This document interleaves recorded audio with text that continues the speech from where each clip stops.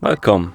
In front of me I have GARMIN Descent MK1 Sapphire, and I'm gonna show you how to disconnect from the Wi-Fi network on this watch.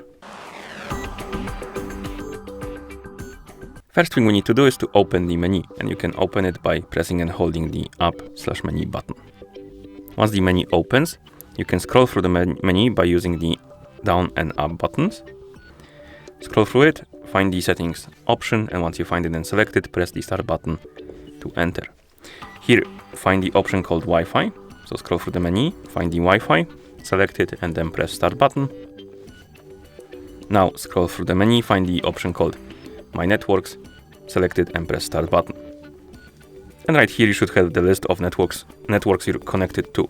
I have only one, but you can have more if you connected to different networks.